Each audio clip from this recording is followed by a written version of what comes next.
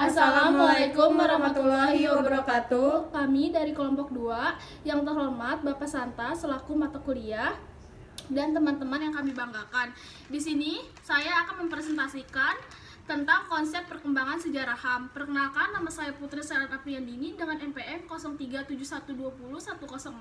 Saya Alda Florencia dengan NPM 0371201107. Saya Nada Isa Putri dengan NPM 0371201127. Saya Dewi Hanum Arifah Sakti dengan NPM 0371201113. Yang pertama ada pengertian. Hak asasi manusia adalah sebuah konsep hukum dan normatif yang menyatakan bahwa manusia memiliki hak yang melekat pada dirinya karena ia adalah seorang manusia.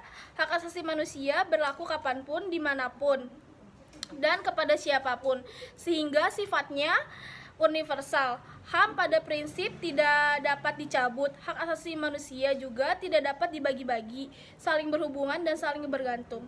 Yang kedua, ada tujuan HAM adalah melindungi hak asasi manusia untuk hidup dengan harga diri, yang meliputi hak untuk hidup, hak atas kebebasan, hak atas keamanan. Hidup dengan harga diri berarti bahwa manusia harus memiliki sesuatu seperti tempat yang layak untuk tinggal dan makanan yang cukup.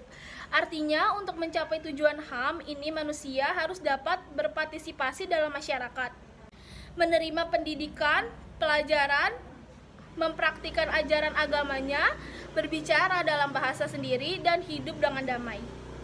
Lalu selanjutnya ada macam-macam HAM dibagi menjadi 3.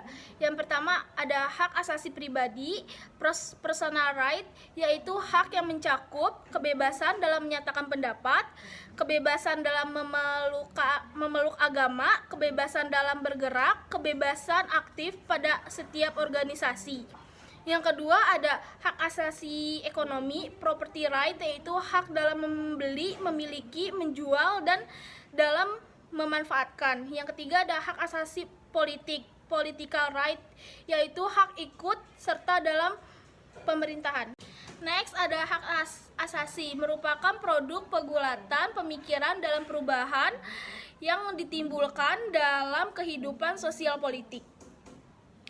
Konsep mengenai hak asasi manusia ini benar merefleksikan dinamika sosial politik dalam equal hubungan antara suatu institusi, kekuasaan, dan para subjek yang dikuasai. Inilah konsep mulai lantang mempertanyakan hak manusia dalam kedudukan mereka yang terkini sebagai warga negara di hadapan kekuasaan negara dan para pejabatnya. Berikutnya ada generasi pertama. Generasi pertama mewakili hak-hak sipil dan politik, yakni hak asasi manusia yang klasik. Hak-hak ini muncul dari tuntutan untuk melepaskan diri dari kungkungan kekuasaan absolutisme negara dan kekuatan sosial lainnya. Pemikiran mengenai konsepsi hak asasi manusia yang sejak lama berkembang dalam wacana para ilmuwan sejak era Enlightenment di Eropa, meningkat menjadi dokumen-dokumen hukum internasional yang resmi. Puncak perkembangan generasi pertama hak asasi manusia ini adalah pada peristiwa penandatanganan naskah Universal Declaration of Human Rights. Yang kedua, generasi kedua, di samping adanya International Convention on Civil and Political Rights, konsepsi hak asasi manusia mencakup pula upaya menjamin pemenuhan kebutuhan untuk mengejar kemajuan ekonomi, sosial, dan kebudayaan, termasuk hak atas pendidikan, hak untuk menentukan status politik, hak untuk menikmati ragam penemuan-penemuan ilmiah, dan lain-lain sebagainya.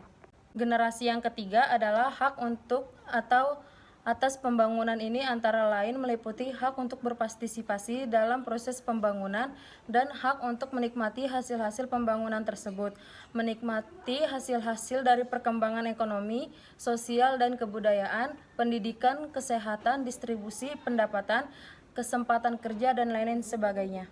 Menurut Jimli Asidik, bahwa hak asasi manusia pada generasi pertama berkenaan dengan hak sipil dan politik yang mencakup antara lain. Yang pertama, hak untuk menentukan nasib sendiri.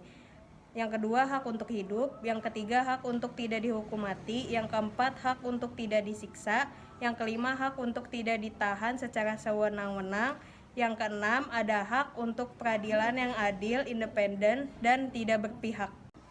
Hak asasi generasi kedua berkenaan dengan hak-hak di bidang ekonomi, sosial, dan budaya yang menyangkut hak-hak sosial dan ekonomi antara lain yang pertama hak untuk bekerja, yang kedua hak untuk mendapatkan upah yang sama, yang ketiga hak untuk tidak dipaksa bekerja, yang keempat hak untuk cuti, dan yang terakhir ada hak atas makanan.